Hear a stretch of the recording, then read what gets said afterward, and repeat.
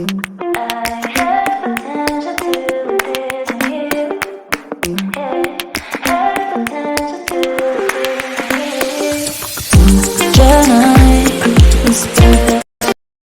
Guys, welcome back to my channel મન kitchen.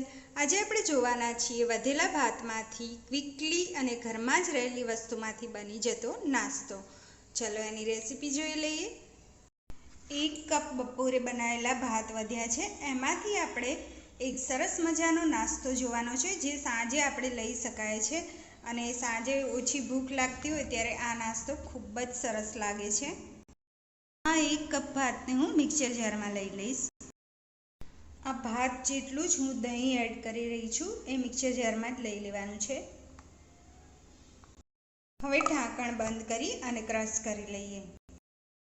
Crush થઈ ગયું છે. હવે આપણે આને એક બાઉલમાં લઈ લઈએ. આ રીતની કન્સિસ્ટન્સી રાખવાની છે. બાઉલમાં કાઢ્યા પછી જે મિક્સર જારમાં મિશ્રણ ચોટ્યું છે એમાં થોડું પાણી એડ કરી અને આમાં લઈ લઈએ.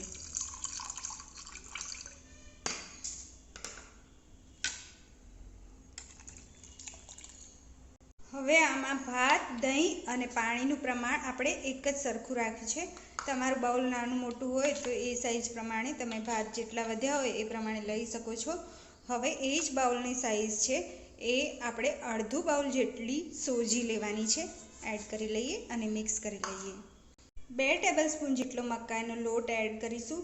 મકાઈનો લોટ ના હોય તો તમે આ બધાનું માપ સરખું લઈ શકો છો, જેમ કે 1 બાઉલ ભાત, 1 બાઉલ સોજી, 1 બાઉલ દહીં, 1 બાઉલ પાણી.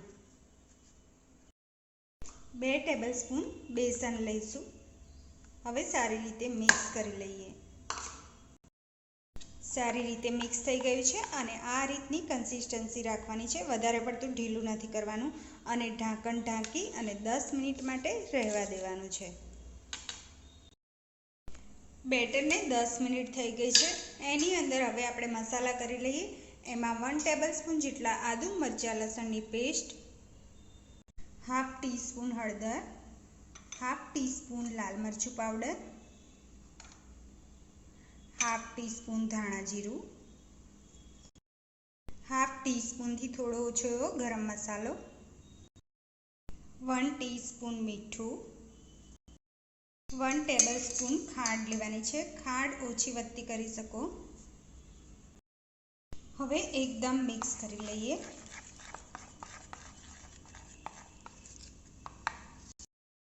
સારી રીતે મિક્સ થઈ ગયું છે. તમે પહેલીવાર બનાવતા હોય ત્યારે તમારે ભાત, દહીં પહેલાં ક્રશ કરી બાઉલમાં કાઢી લેવાનું અને સોજી, બેસન અને મકાઈનો લોટ પહેલાં એડ કરી લેવાનું અને થોડું જરૂર પડે એટલું તમારે પાણી એડ કરતા જવાનું.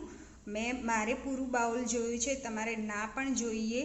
રાઈસ ઉપર જાય છે અને બાઉલની સાઈઝ ઉપર જાય છે, એટલે તમારે પાછળથી પાણી એડ કરવાનું રહેશે. હવે હું દૂધી છીણીને નાખું છું, એ અડધો બાઉલ જેટલી છે. સારી રીતે મિક્સ થઈ ગઈ છે. હવે આપણે એક વઘાર કરવાનો છે. હવે એક પેન ગરમ કરવા મૂકવાનું છે. એમાં 1.5 ટેબલસ્પૂન જેટલું તેલ લઈશું. તેલ ગરમ થાય એટલે 1 ટીસ્પૂન રાઈ, 1 ટીસ્પૂન આખું જીરું, 1/4 ટીસ્પૂન હિંગ, 1 આખું લાલ મરચું. ગેસની ફ્લેમ બંધ કરી લઈએ અને મીઠા લીમડાના પાન બેટરમાં એડ કરી લઈએ. હવે સારી રીતે મિક્સ કરી લઈએ.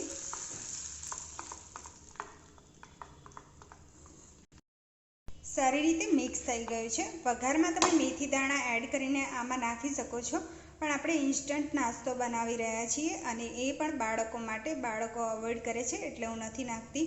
અને આમાં કોથમીર ઝીણી સમારીને પણ એડ કરી શકાય છે, પણ બાળકોને લીફ વચ્ચે આવે એ પણ નથી પસંદ પડતું એટલે હું નથી નાખતી. અને સિંગદાણાનો ભૂક્કો પણ એડ કરી શકાય છે, એ પણ હું નથી નાખતી. આ ત્રણેય વસ્તુ તમે નાખી શકો છો. અને હવે બેટરને હું 2 ભાગમાં ડિવાઈડ કરી લઈશ.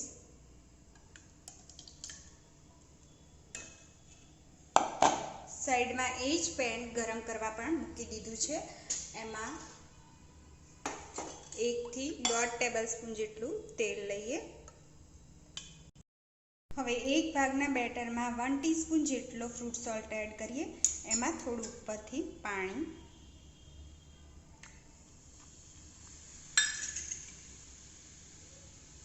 મિક્સ કરી લઈએ.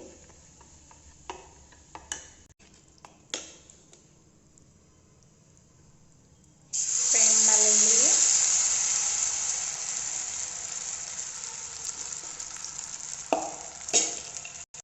ઉપરથી સફેદ તલ સ્પ્રિંકલ કરીએ.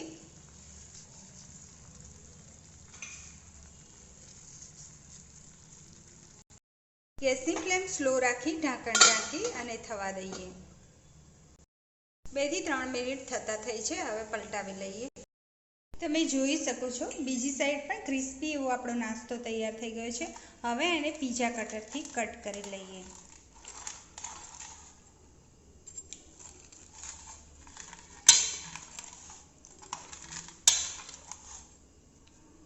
સર્વ કરીએ.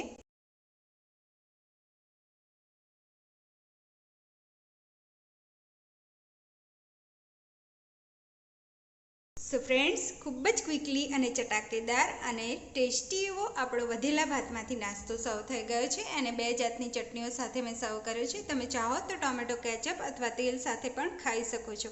જો રેસીપી ગમી હોય તો વિડીયો લાઈક કરજો અને મારી ચેનલને સબસ્ક્રાઈબ કરજો અને દોસ્તોમાં પણ જરૂર શેર કરજો. Bye, see you next time.